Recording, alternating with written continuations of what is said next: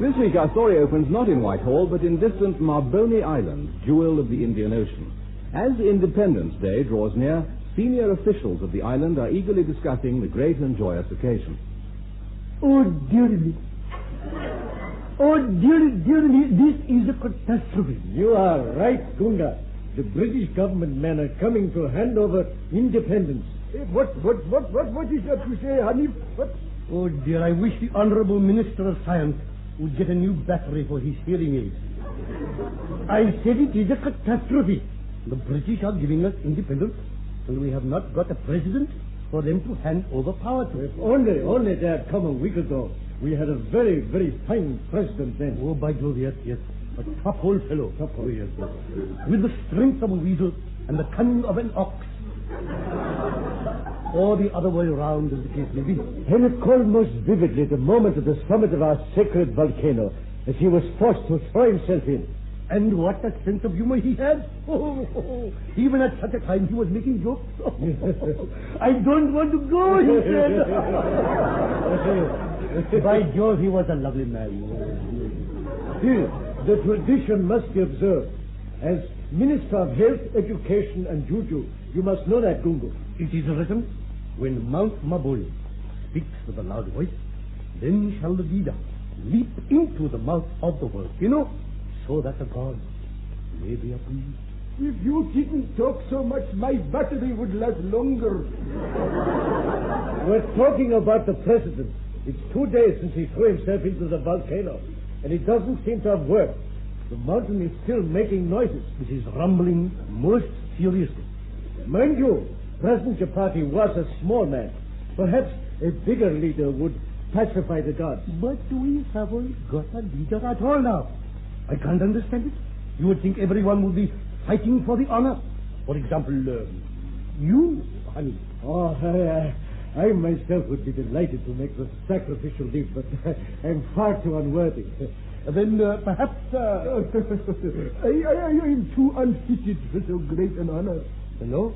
Your hearing aid has started working all of a sudden? Well, what are we going to do? We must have a president for the Independence Day ceremony. Let us ask ourselves who would be the best man for the job. Well, I have kept my ears open, and I know the rest of the cabinet have someone in mind. They are, of course, all wise and praiseworthy men. Who do they suggest? You, Gunga. You're a pack of ignorant fools. It cannot be I am the most unworthy of all. No. I am unworthier than you. Oh, I am a man of deceit and untruth. You lie. You've never told an untruth in your life.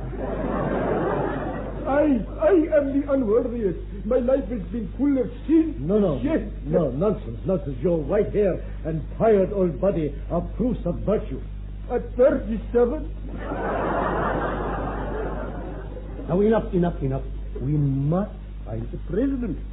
Soon the British aircraft will be here, bringing the men who will hand over independence. Men, you may be sure, of impressive bearing and great prudence.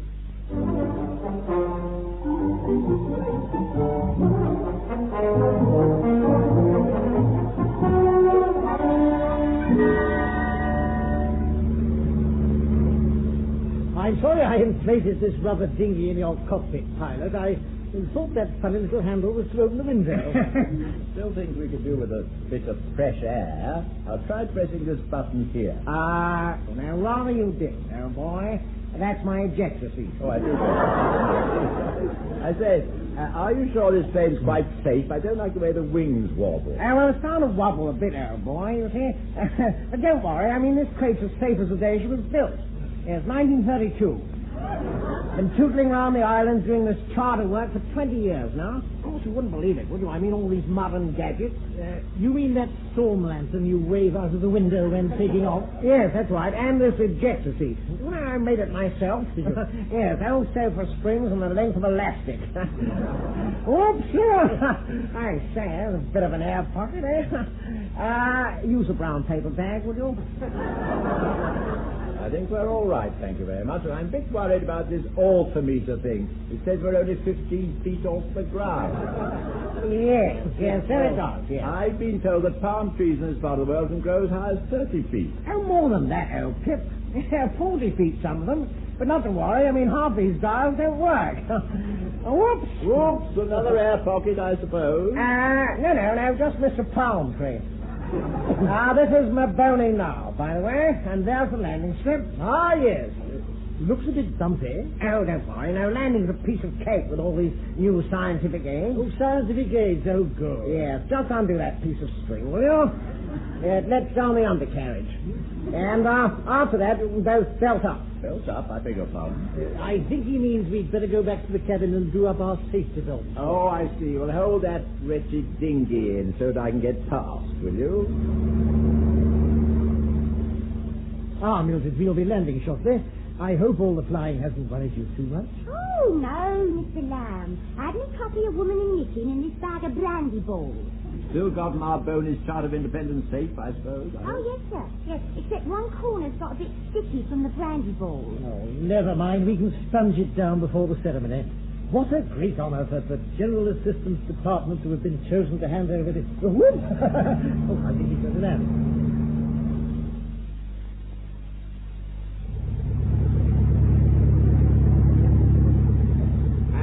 Here we are, chaps. Mahboni Island, jewel of the Indian Ocean. Him.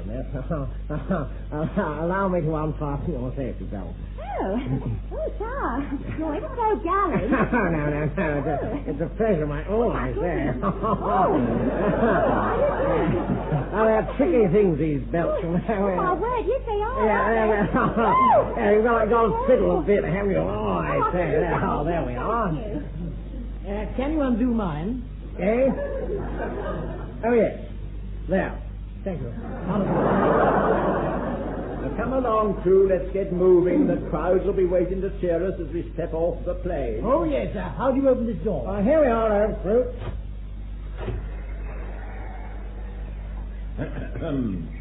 People of Mahboni, I'm very happy to see you all. Hello, there's nobody here. Where's the reception committee? I don't know. Oh, hello. There's a fellow coming now. What, only one? I've got this speech all prepared. I'm not going to waste it. He'll have to do, I suppose. Just wait till he gets a bit nearer, eh? Yes, now then. People of Mahboni, that is, person of Mahboni, I'm very happy to see you all gathered... No, that won't do, will it? Now then, well, you know why I'm here, don't you? Oh, yes, indeed. Single ticket to the mainland, please. And hurry it up if you don't mind. What? Oh, now this will be the fellow I'm picking up. Climb in, old sports. Want to move off before the engines get cold, don't we? Well, cheerio, chaps. Have a nice day. Hello. What's that rumbling?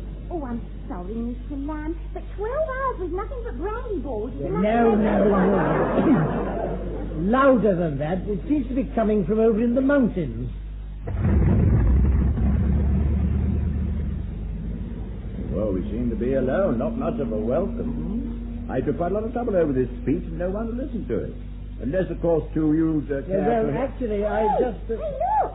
There's some sort of procession coming across the field. By Jove, yes, there is a reception. And they're led by a chap in a big white hat. The damn poor pilot put us down in the wrong place, obviously. Looks rather impressive, doesn't it? Bit of a band as well. Stand up straight. Yes.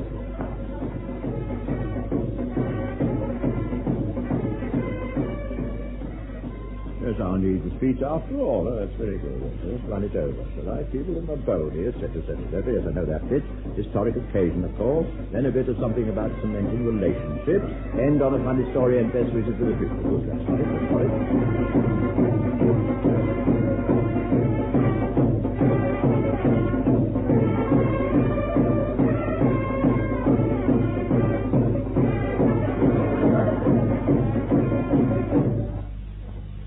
Welcome to Mahboni, gentlemen.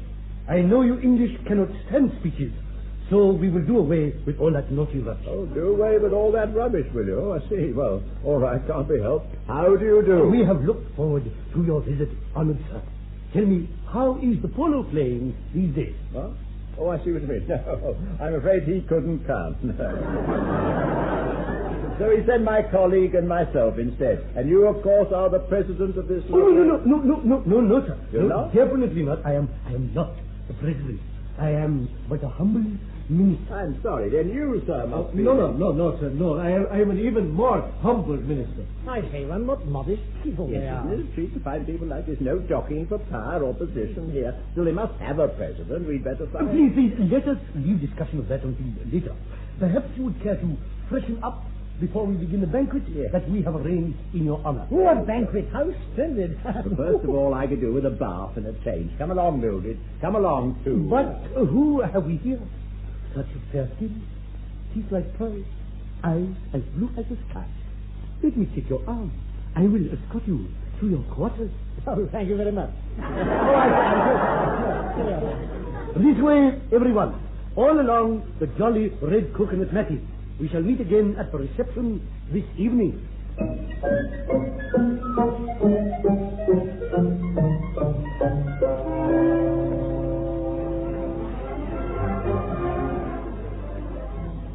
Well, I trust that you enjoyed your meal. Thank you. Yes. We knew that you would prefer traditional English food. Oh, yes, thank you. Very nice, very traditional. Irish stew, Welsh rabbit, and Scotch pancakes.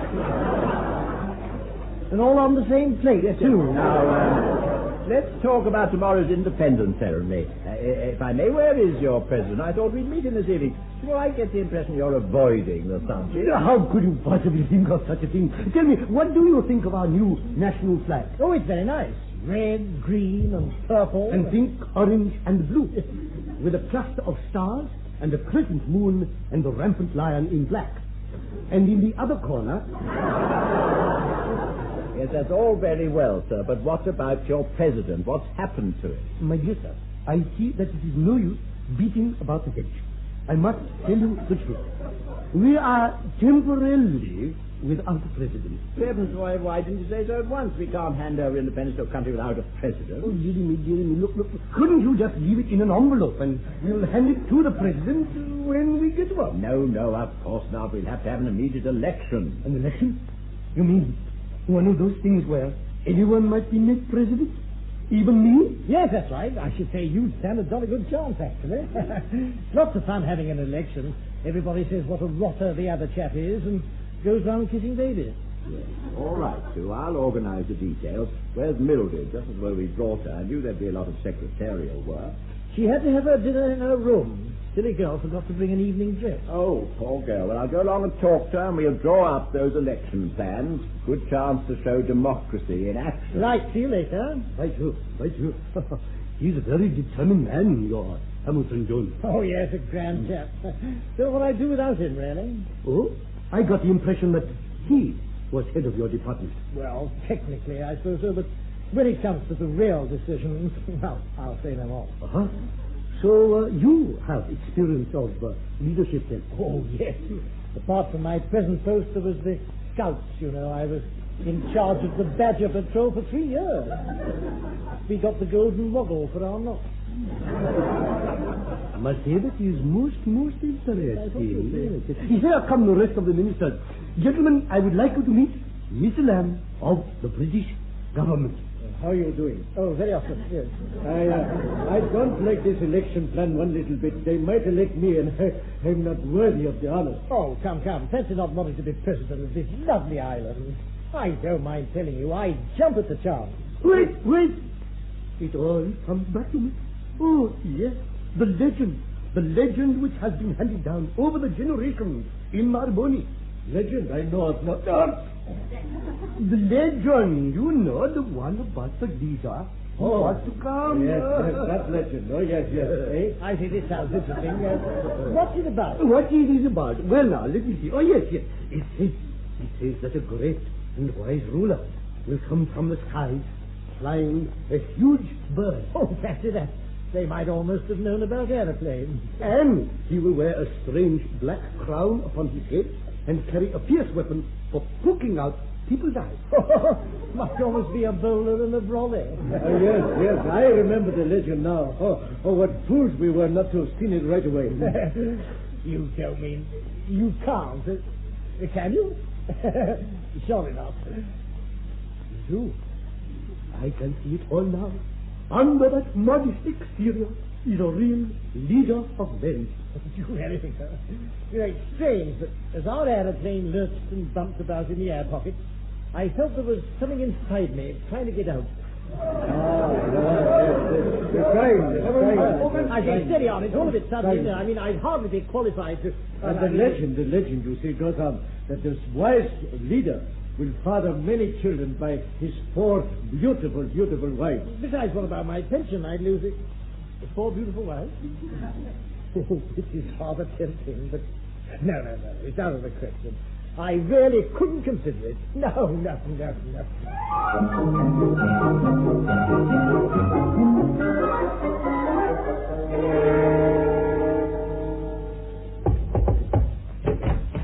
Mr. Hamilton George, Miss Muffin, I have some important news for you. And I have some important news for you, sir. The election's all worked out. Each candidate will deposit 300 coconuts, and polling booths... Excuse me, please. I have come to tell you, the election will not be necessary. We already have a new president. You have a president? Indeed, yes, sir. Elected by the cabinet, as is our custom. Oh, well, if it's the custom, I suppose, well, pretty rarely, I'd be delighted to show you our own method. Yes, you see, at home we all have a vote. We just mark a cross on a slip of paper. Mm-hmm. But here, you see, that will not be necessary. All our people can write their names. Now, I am very pleased to tell you that the new president has graciously consented to grant you an audience. Me? Oh, good. I'll change my tie, put on my medals, look forward to meeting you.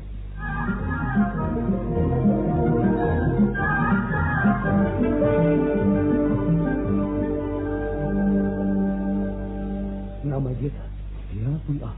Behind this door is the presidential state room. That is? Yes. Now, please remember what I told you about the proper way to approach the president of Mahboni. Yes. I got it. Don't go on about it. I bow my way into the room with my eyes cast down. That is right, sir. Then you kneel. I kneel. You kneel. You touch your forehead 3 times upon the floor. Yes. 3 times. Then you ask for permission to speak. Very well. If it's the custom, bit undignified, though. Wait, I will open the door for you. The representative of the British government, oh magnificent. Right, you go now. And please, don't forget what I have told you. What was it now? Eyes downcast. Just kneel. Just touch my forehead 3 times on the floor. 1, 2, 3. Anything else? No, I think so. Have I permission to speak, Your Magnificence? I say one do get up. Respect's all right in its way, but I can't stand crawling. What? 2? What the devil do you think you're doing on the president's throne? You'll catch it if he sees you. Didn't they tell you? I am the new president. What do you mean? You mean to say I'd be down on my hands and... What infernal cheek? Now, one. Remember my position. Ridiculous. You can't be president of this country. They're all foreigners, and you're English for a start. I'm taking out naturalization papers. Never heard anything like it. Have you no loyalty to the civil service? Think of all they've done for you. Such as what? Well, But you realize you lose the balance of your tea money to start with. All the cabinet said I'm a born leader of men. And then there's the staff dance at Christmas. You're looking forward to that, and you won't be eligible now. You know that, don't you, too? I'd rather you didn't refer to me as two. President Lamb the First, if you don't mind. President Lamb, or whatever you call yourself. I absolutely forbid it. Anyone, no man shall raise his voice in anger to the president. Article 27 of the Mahboni Constitution, paragraph 1, subsection 3. You seriously expect me to hand over the document of independence to you? I certainly do, and about time, too. You imperialists have had your way far too long. Mahboni for the Mahboni. Well, of all the pig-headed, conceited, ungrateful... That will do, Hamilton Jones. You may leave. I certainly will, President Lamb the First. Ah. Oh, and ask that Gunga fellow to come in. I wanted to hold the waste paper basket while I spit pomegranate seeds into it.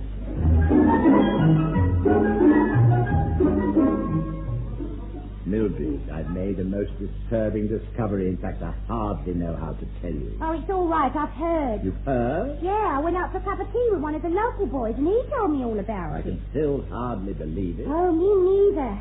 Shocking, I call it. Making their president jump into the volcano like that. I mean, it's not as if... Making their president what? With its old custom. I thought you knew. What you talking about? Well, there's this big volcano, see, and if it's rumbling, they make their president jump into it to appease the gods. Jump into the volcano? But that's monstrous. I know. Well, they haven't had any trouble with the volcano since hundreds of years back when the kings used to have to jump. Then just recently the volcano started rumbling See again. what you mean? As they don't have kings anymore, they expect the president to... Oh, dear me. Apparently, that's what happened to the last president just before we came. No wonder they couldn't find anyone soft enough to take on the job. Yes, unfortunately, Mildred, they now have Mr. Lamb. They just made him the president. Mr. Lamb? Mr. Lamb. Oh, and the volcano's still rumbling. Exactly. You see what that means, don't you? Roast lamb. I consider that remark in very poor taste. I'm ever so sorry, sir. It just slipped out. Of course, Lamb and I haven't always seen eye to eye. He's really behaving very badly at the moment, but he is our friend and colleague. Must go and warn him at once. Yes, sir.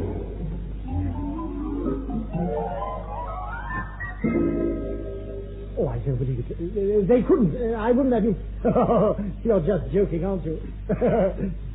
Tell me you're joking. I'm not joking. I'll call one of your ministers. Perhaps he'll convince you, President Lamb. No. You can call me too. I mean, I'll resign. I'll abdicate. The winds of change, I'll say. Time for a new broom. You never had it so bad. You're right. Magnificent. Yes, I wanted to... Well, we wanted to clear up a little constitutional matter. It's to do with this volcano. Ah, the volcano, magnificent. When you have heard the joyous news of your forthcoming ceremonial deed. My forthcoming... You mean it's true? Oh, of course. I see it is so great an honor that you can scarcely believe your good fortune. I think I'll just sit down for a moment. Oh, how we all envy the president as he carries out the ancient custom. It is an inspiring sight. A solitary figure wending his way up to the ledge of the volcano, while the crowd below encourage him with cheering and ceremonially point their rifles at him. Rifles? We would not like the president to suffer the disgrace of changing his mind. It's just a formality, you understand. Just a formality, yes, of course we understand. Now, I've been thinking, what would happen if the president resigned during his term of office? Oh, that would be very, very bad form indeed. But we have recently evolved the proper parliamentary procedure for such an eventuality. Oh, yes? Yes, we call it the death of 1,000 cuts. It is most unusual for our president to resign. Yes, I suppose it is. I think I've heard enough, Hans. Thank you, Appleworth. That'll be all. May you live 10,000 years, Your Magnificence. Or at least until tomorrow. We are already declared it a public holiday. Oh, tomorrow? Oh, my goodness. How can I... Teddy, take a grip on yourself. I'm too young to go. There's a brilliant future ahead of it. Telling lies won't help you. Stiff up a lip, boys. Stiff up a lip.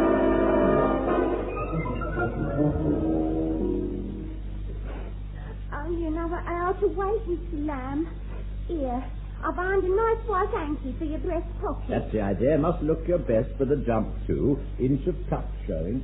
Pull that one down a bit. I've cut a nosegay for your buttonhole. So it's sad to think of these lovely flowers getting all burned. Well, Mildred, I think we can be proud of the way Mr. Lamb's taking this. Come. It could be worse. No. Keep quiet. Could be worse. At least you've got a nice day for it. Might be quite worse. Skies are clear. Hello, Mildred. That's that aeroplane coming to pick us up. Good, right on schedule. But you can't do it. Pity you're not coming with us, but I don't think those guards would like it. I wonder if there'll be any rebate on your return ticket. All right. Greetings, Magnificence. It is I, Ganga. Oh, dear. You've come to fetch me. Well, no, Magnificence. I have come to suggest to you a slight change of plan. We think we might not have been quite fair to you. After all, you are only a foreigner and not at all suitable as our president. Oh, most unsuitable, absolutely. I was lying about the badge of patrol. I was just second in charge, but then only when Baldy Graham was sick. Yes, well, therefore, I, Ganga, will immediately take over the position of president and relieve you of all your duties. You, Ganga, will take over as... did you hear that one? Ganga's going to... I'm saved. Am I to stand by and see democracy flouted like this? That's enough one. Let's leave one alone. Keep out of this, too, as a matter of principle. They can't elect a man in 1 minute, toss him aside the next. What kind of parliamentary procedure is this, for heaven's sake? Hey, Mr. Hamilton Jones, look out the window. What is it, Mildred? Well, it's Mount Mahboni. The smoke stopped coming out of By it. Jove, so it has. Come to think of it, I haven't heard it rumbling for the last hour or so. Yes, well, if you just sign these resignation papers, Mr. Don't Lamb. touch it, Lamb. Don't touch it, too. Don't you see it's nasty little game? The volcano stopped. There's no more need for that jumping nonsense. Now he wants to take over for himself. Well, he's welcome as far as I'm concerned, Mum. Even without the volcano, I've gone right off this presidency now. I don't know, too. I'm not sure it isn't your duty to stay on. I couldn't face it, Mum. Never again to see England with its lovely green filing cabinets, the pitter-patter of rain on my brolly as I queue at the bus stop. Oh, here we are again. You're all ready for flight, man? It's our pilot. Just a few things to sort out, pilot. We'll be with you in a minute. Okay, Wilfrid. Well, actually, we can't take off straight away. Can't we? No. Well, the plane ran out of fuel, you see, as I landed. Dear me. Now, well, don't flap. No, I've got a reserve petrol dump hidden away on the island. I'll have it down the airstrip in a couple of hours. Good. By the way, there'll probably only be two of us coming back. Mr. Lamb's thinking of staying. No, Ron, I've abdicated. Oh, yes, indeed. And his abdication is most joyously accepted. Two, remember, you're the properly elected president of Mahboni. What's going on, eh? You know, it's funny. This island gets some sort of hold on people. The chappie I picked up when you arrived. I mean, he just got me to fly him back. Chappie? What chappie? Well, here he is now. Good morning, gentlemen. Oh, my goodness. Oh, my. The ghost of President Chupati. What? It is President Chupati who jumped into the volcano 2 weeks ago. Yes, Gunga, it is I, returning from the inferno, not as a ghost, but as a living, breathing, beautiful president of Mahboni, by golly. I am the greatest. It's a miracle. He has survived the flames. Only smoke. Go now tell my cabinet I have resumed power, and am astonishingly potent. Of course, magnificent. To hear is but to obey. Cor blimey. What a carry on. I thought old Gunga was going to have a come-over. Well, it is rather surprising, isn't it? I mean, this gentleman, President Chupati, seems to have actually jumped into the volcano and survived. Impossible. I think you owe us an explanation, and we're not handing over independence until we get it. In that case, and since none of that mouldy cabinet are listening, I will tell you. I should think so. There I was, you see, standing alone on the top of Mount Mahboni, amid all the smoke, with the crowd shouting at me to jump in. Can you imagine it? Yes, I don't think I can. So I looked down into the crater, and do you know, it wasn't the volcano erupting at all. The volcano's as dead as a doorknob. Volcano's dead? And what was causing all the smoke and flames? But some fool had left many tins of petrol on the ledge, and the heat of the sun had set fire to them. Tins of petrol? What an extraordinary business. Of course, I knew the people would never believe me, so I did the only honorable thing. You jumped in? No, I ran round the crater and down the other side. Then I left the island for a few days to let it burn itself out. And so it has, and now you're back as president, and they don't need me. How splendid one. We can leave at once. Well, not quite, old boy. You see that petrol dump? I've a pity about it going up. And no fuel for the old kite now, you see. Good gracious, you mean we're stuck here? Well, only till the mailboat comes, old chummy. Shouldn't be more than 6 weeks.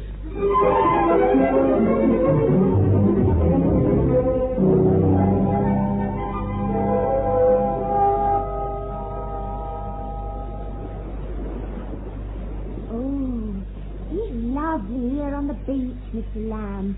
I don't care if the mailboat never comes. Mahboni lies over the ocean. Mahboni lies over the sea. Here, there's the 11 o'clock conch shell. That's the end of the morning coconut milk break. Mr. H.J.'s beckoning from his hammock. Come along, too. Have you finished that Wilson sewage report? Not here to enjoy yourselves, you know. And you, Miss Murphy, lots of typing to be done. Go back to your boulder. It's a good job I brought all that work along in my briefcase. Keep us busy till the boat calls. Tighten the hammock, too, will you? Sagging a bit in the middle. Thank you. And toss me a passion fruit while you're there, will you?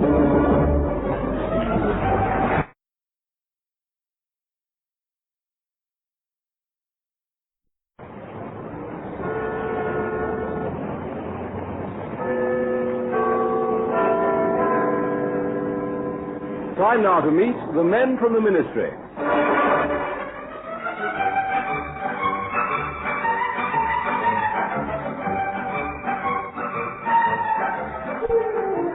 We present Wilfrid, Hyde and Richard Murdoch in The Men from the Ministry, a weekly tribute to the men of our government service. Men who work in picturesque Whitehall, with St. James's Park sloping off proudly to the west, and several of the staff sloping off early to the station.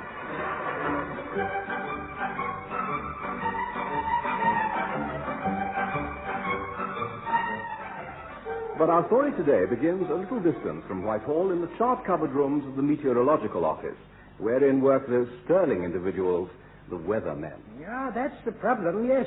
Weather. Whether to go out for lunch or eat in a canteen. I don't know whether to have sandwiches sent up or go home. Well, the outlook in the canteens decidedly bleak. There seems to be a deep depression centering over the canteen staff. Yes, my steak yesterday was mainly cold and dry, with a few isolated warm patches. Yes, mine too. I was quite unsettled. Suffered from severe wind all day. Still, back to business. What's on today? Nothing much. Dust the south cones. Put the piece of paper in the hat for the long-range forecast. And then you've got an hour's baton practice before your TV weather spot. Oh, yes. Must practice the old twirl before I tap the chart. Getting quite popular, you know. People look for it. By the way, don't forget your appointment at 1 o'clock. Appointment? Who's coming? It's Dr. Wilhelm Barnhoff. Good grief. Not old Bonkers Barnhoff back again. Bonkers Barnhoff? That inventor chappie. Mad as a hatter, you know. Ah, yes. Tell me, isn't he the one who invented that complicated device for filing letters? Supposed to do the work of 2 clerks. That's right, it did. Yes. But it took 7 clerks to work it. Naturally, we bought it. And since then, we've had no peace. He keeps pestering every department with his crackpot ideas. So you really don't want to see him? Oh, heavens no. Pass him on to someone else. Where do we usually send this sort of nutcase? Well, you can offload quite a lot of that sort of rubbish, onto those Whitehall Johnnies. The chaps who are supposed to help out any department that's overloaded. Yes, of course. The General Assistance Department. Oh, good. We'll send old Barnhoff to them. Make a change for the poor devils. Yes. They're normally at panic stations over some major national crisis.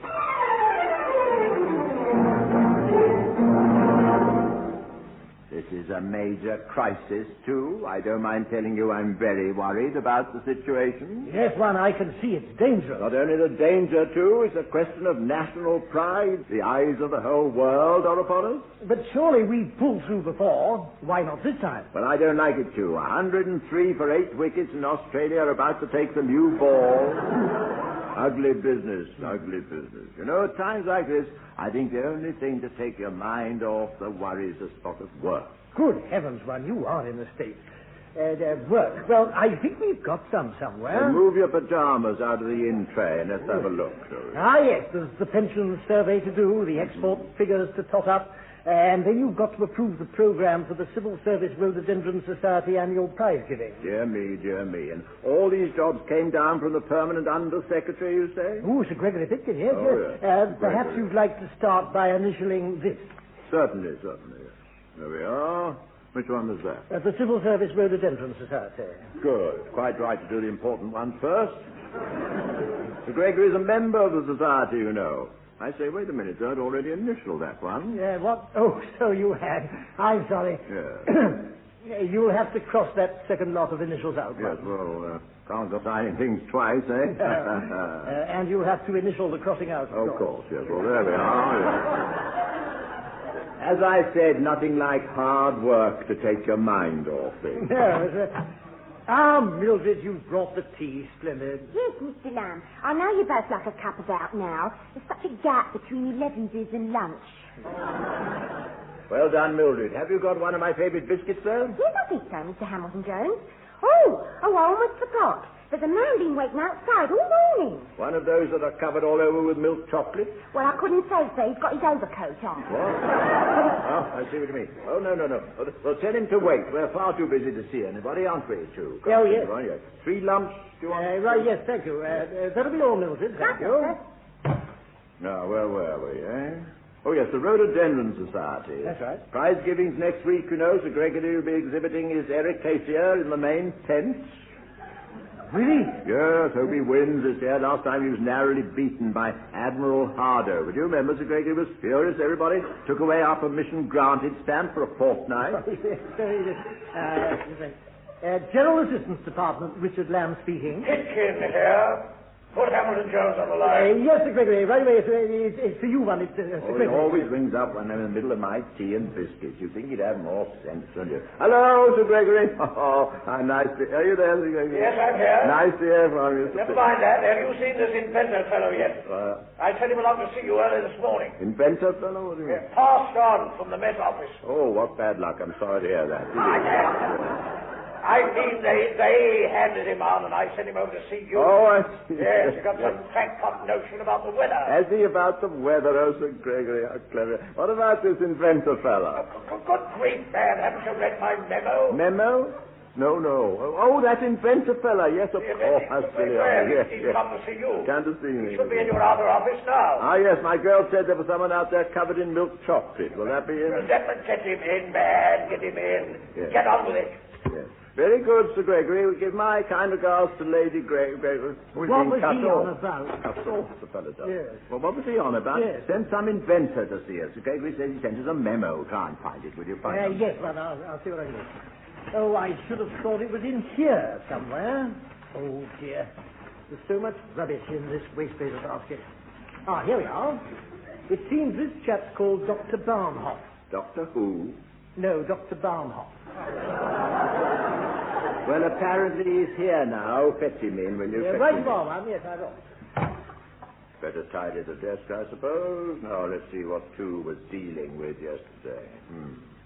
Dealing with a full house in his hand, was he? Oh, no wonder he didn't want to draw any cards, and me with only a pair. Quick shuffle called for, I think.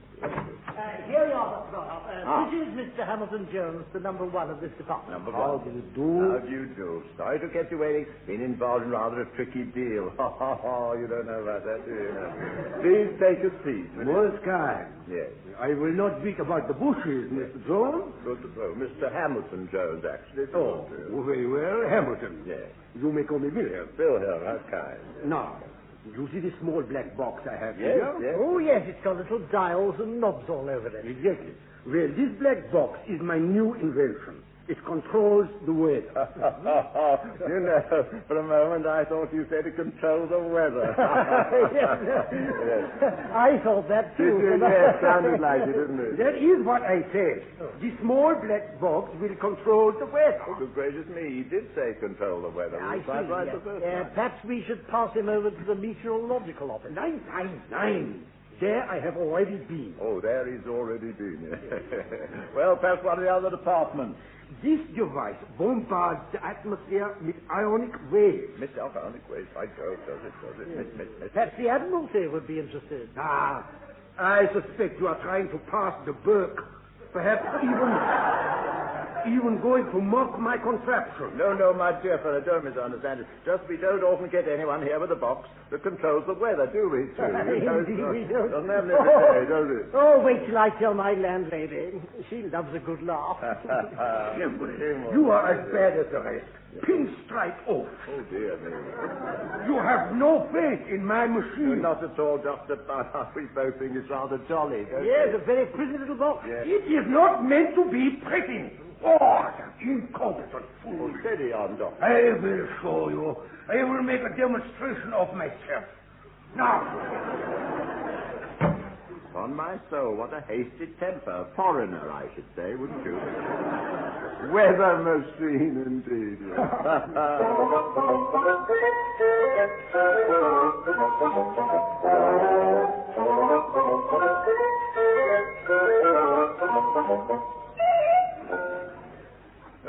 Good gracious, too. Shut that confounded window, Richard. Fog's pouring in. I'm trying to run, but I can't see where it is. It's ordinary thing. Bright sunshine 1 minute, then this thick yellow fog comes down without any warning. Here's the window.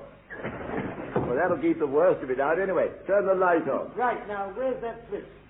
Got it.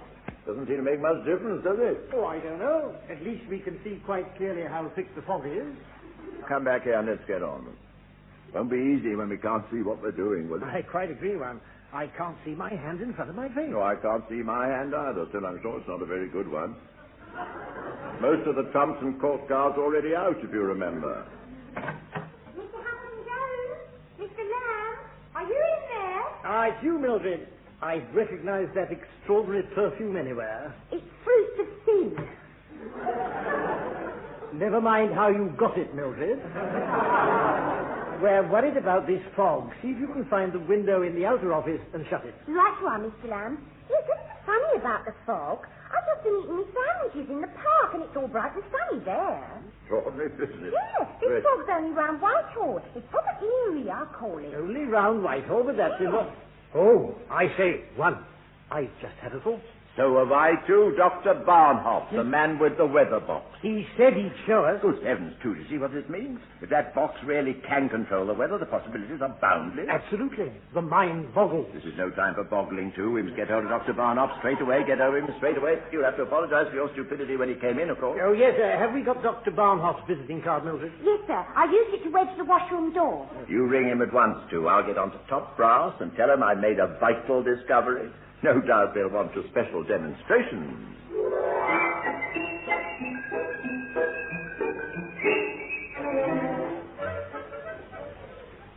All set for the demonstration, Dr. Barnhoff? Yes, I am all shipshape and brave and fashion.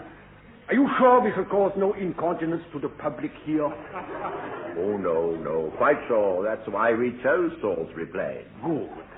The machine is all ready. Uh-huh. As you can see, the dry cone's connected to the blip cone, and the blip cone's connected to the track cone. Splendid. The arm is cordoned off the area, and the General and all the other observers should be here any minute. Oh, good. Well, then I shall wait where you should be. Ah, that looks like the General's car. I'll go and have a word with him. You can start whenever you like. Excellent. I will begin to commit. Ah, good morning, General. Morning. Sorry I'm late. Some fools left a great pile of stones in the middle of Salisbury Plain.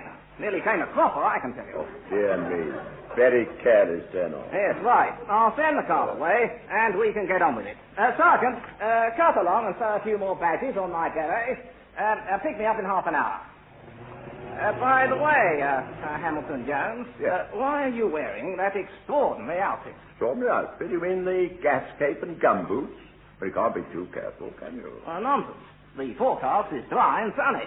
That's why I got out my tropical kit.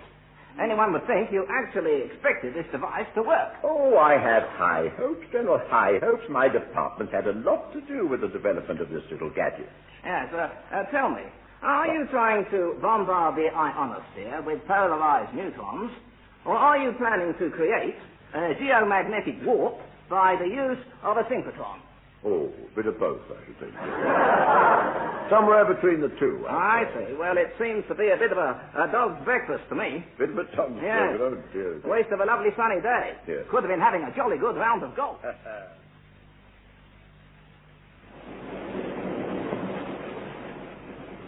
Look here, General, you better borrow my sou'wester. Under the circumstances, I'm going to stretch a point and unroll my umbrella.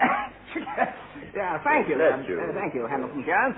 Right, Jingo, just look at that rain. It's fantastic. And most impressive display, I'd say, General. Snow, fog, hail, rain. Well, gentlemen, have you seen enough? Yes, Doctor. Turn it off, please. You all thought I was a civil dog. Oh, did we? Now perhaps you are convinced of it. I say, General, just think of the military possibilities of this machine. By Jove, yes. Or to put the wind up any enemy, eh? Enemy? Yes. It's just a thing to toughen up our own chaps. So you're satisfied this weather machine could be useful? Well, of course I am, Hamilton Yes. Jones. I said so all along. Yes. Well, I'm leaving the matter in your hands. That's it. Now get the thing developed as soon as possible. Thank you.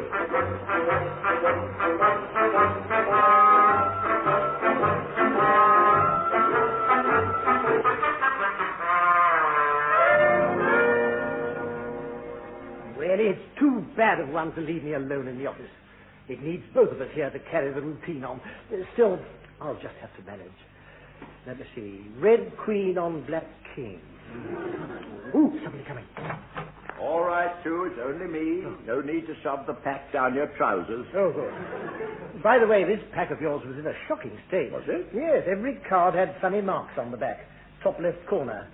Someone been doodling by the look of it. I wiped them off with a wet cloth. Oh, I hope you did. Did you? Oh, yes, well, of course. Yes. I say, how did the demonstration go? Demonstration. Administration. Absolutely first class, too, my dear, too. Absolutely first. All the officials got soaked to the skin. They were delighted. Oh, splendid.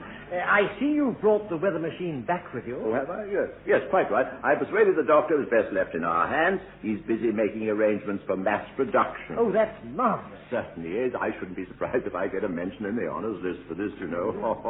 Not everyone would have recognized the potential in that machine as quickly as I did. No.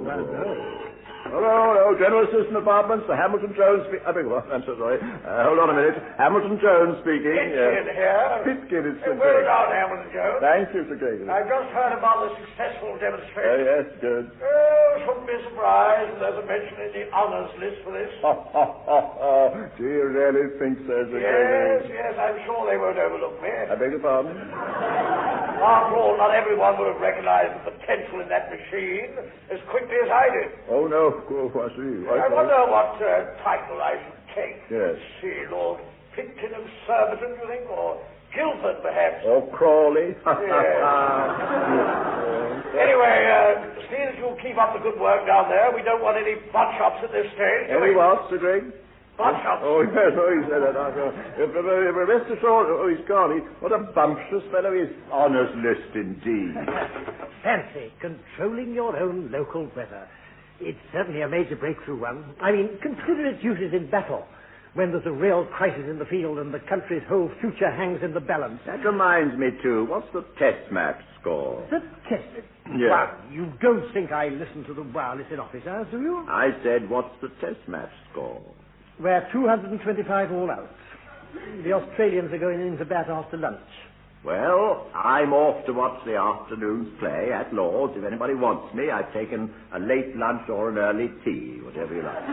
Yes, why are you taking that weather machine with you? Why am I taking the weather machine? Oh, well, I promised I wouldn't let it out of my sight, didn't I? Can't be too careful, you know.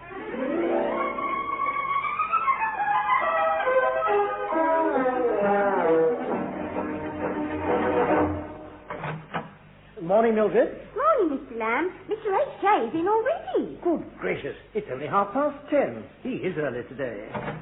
Ah, there you are, too. Tell me, do you normally get in at this time? No one, but this morning I caught my right cycle clip in the rear bumper of a sports car. That's why I'm early. Oh, I see. Well, come into my office. Right you are. A little celebration, too. I broached a new bottle of brandy from the first aid cupboard. Oh, thank you, one. What are we celebrating? What are we celebrating? Good heavens, too. Haven't you seen the news? England won the second test. Oh, yes, of course. I saw the headlines, but I haven't had time to read the details. Drink up to today for Pride and Thanksgiving. An amazing comeback, wasn't it? And all in one afternoon. Yes. How did it happen? Yes, well, let me think now. How did it happen? Well, Australia were all out for 21 in their first innings and never really recovered. All out for 21? I could scarcely believe it. Yes, as soon as Australia went into bat, you see, we had a short, sharp shower that really livened up the wicket. What astonishing luck. Wasn't it? What astonishing luck. Our fast bowlers were almost unplayable. I've never seen the ball swing so viciously in all my life. Stumps were going down like 9-pins. But what about Booth and O'Neill? They made a big score in the last test. Yes, well, that was rather extraordinary, too. Heavy snowstorms stopped playing just as they got their eye in. A snowstorm? Yes, a snowstorm. And when they came out again, a thick mist came down unexpectedly. They were both clean bowled before they could appeal against the light. Yes. In the middle In the middle, yes. I say, one, yes. You took that weather machine to Lord's yesterday. Did I? Yes, I believe I did, yes. Really? That's hardly British. I mean... Well, come, too. I may have taken the opportunity of checking the machine that it was in proper working order, and there, Doc. Well, I must say, I'm a little surprised at you. Let me see now. Where are the next Olympics? Mexico City, is it? Oh, surely you're not thinking of... I say, it would be a happy coincidence if a strong following wind sprang up behind our long jumpers. Behind our long jumpers, yes, wouldn't it? Be a coincidence. Oh, excuse me, sir. Is that Dr. Dr. Banhoff. He wants to see you. Mr. Hamilton Jones, Mr. Lamb. Come in, my dear fellow. Sit down. Have a drop of medicinal brandy. I have come about my machine. Yes, what about I have made a disturbing discovery. Oh, but Mr. Hamilton Jones hasn't been near Lord's cricket ground. I can vouch for that. Now, steady, too. Doctor, nothing wrong, I hope? I have been doing further calculations, and it appears the machine has some unforeseen side effects. Oh? Thank heavens we have consigned it to one small test area in Solstice Plain. Yes, of course.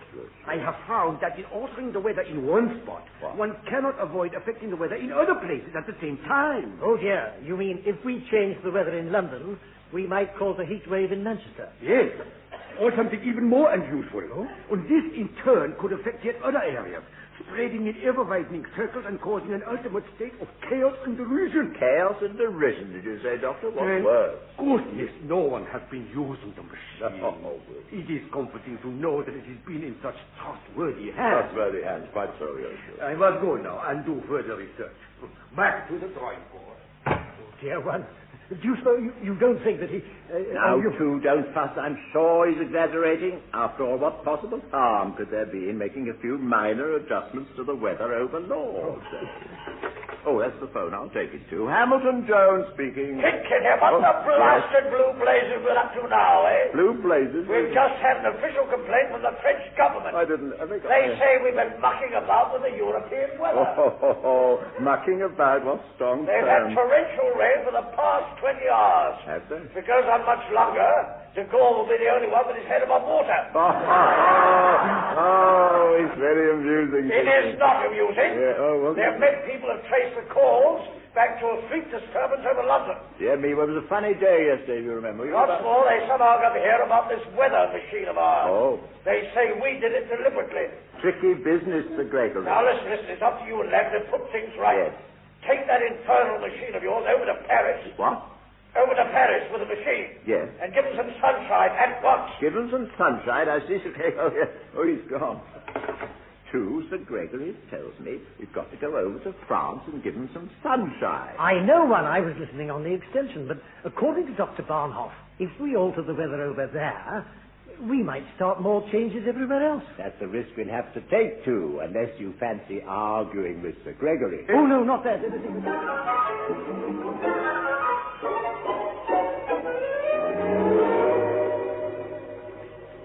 No, they're still not back, Bernard. This is the fourth day I've been in charge of the office. What? No, of course it's not difficult to cope. I just stamped permission refused on all correspondence.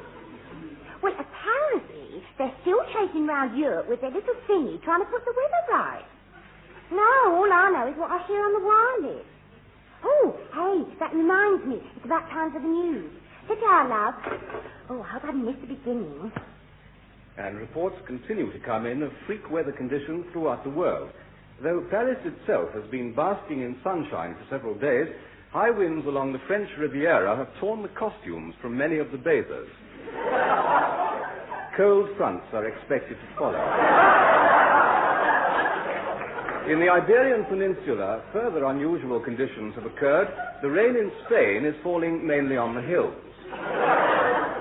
Fleets of snowplows will today attempt to rescue the Foreign Legion patrol snowed up in the Sahara. And the Royal Navy icebreaker HMS Hubert will try again to get through to Gibraltar. The big freeze which grips the island is reported to be causing particular hardship to the monkeys. Following charges in the United Nations that a British scientific experiment was responsible for disturbing the world's weather, 2 British government experts have been rushed to New York. Oh, I wonder if it's them. Their appearance was delayed due to their getting trapped in a revolving door. Oh, it is them. However, they have now told the Assembly that there's no truth whatever in the suggestion that they began the disturbances, and that even if they did, it was only an accident. The senior delegate, Mr. Roland Hamilton Jones, promised immediate British aid to the Warm Clothes for Africa appeal. I've just been handed a news flash. The debate in the Assembly was abruptly concluded when a tidal wave swept up the East River and flooded the United Nations building. The British delegation were last seen wading through the doors into the sandstorm raging outside. They appeared to be carrying a small black box which was giving off oily smoke and showers of sparks.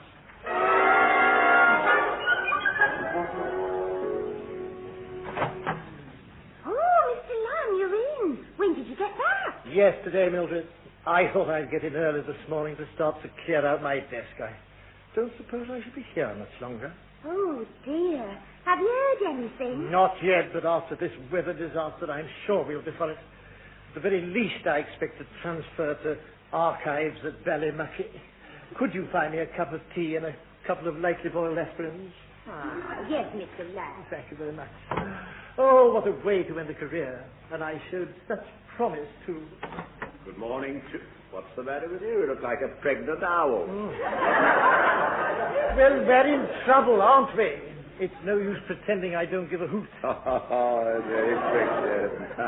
Nonsense, my dear, too. Weather's settled down again, hasn't it? Everything's back to normal. But what about those foreign governments? We've upset all their weather.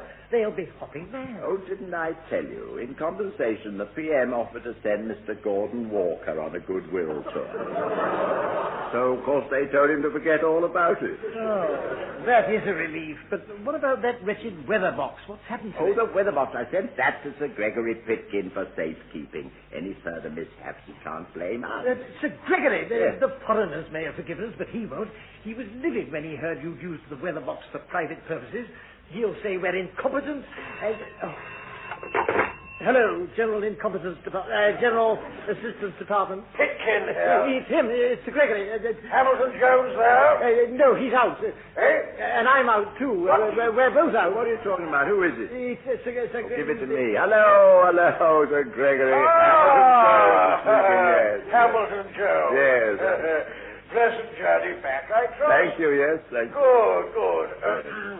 I'm bringing up from the main tent of the Civil Service Rhododendron Show. Oh, the Rhododendron Yes. Show. How interesting, yes. Well, they inspected the blooms as soon as they arrived this morning. Did they inspect the booth? They inspected, yes, and they've just made the award. Oh, yes, Sir Gregory, yes. Yes. What? They've done the judging Uh-huh. and handed out the prizes. Yes, yes. Yes, they've just handed out the prizes. Oh, did it twice today? Oh, I beg your pardon, Sir Gregory. Of course, I know what he wants me to ask you. How did you get on, Sir Well, Gregory? it's funny you should ask that, Yes. yes. I got first prize. First prize? Yes, indeed.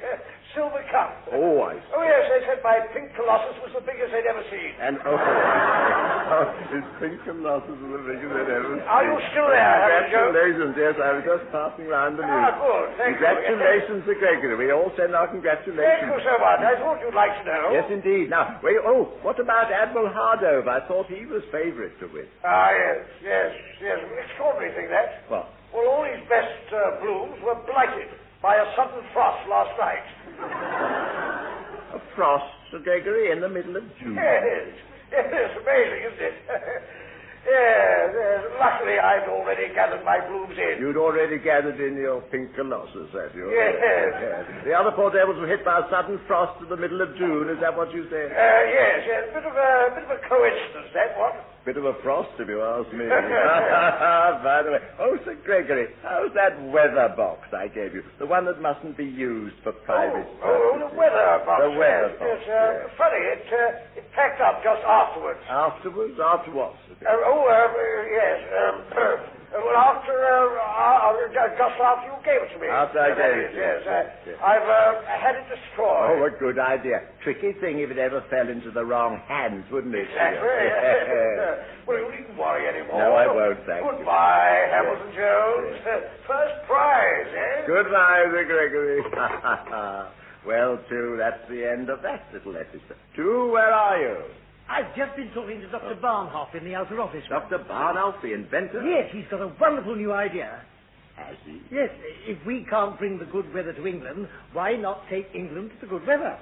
Take England to the good weather? Yes, apparently there are vast metal deposits in South America, you see. So we just have to build a huge magnet on the coast of Wales. Out of the question, too. Out of the question.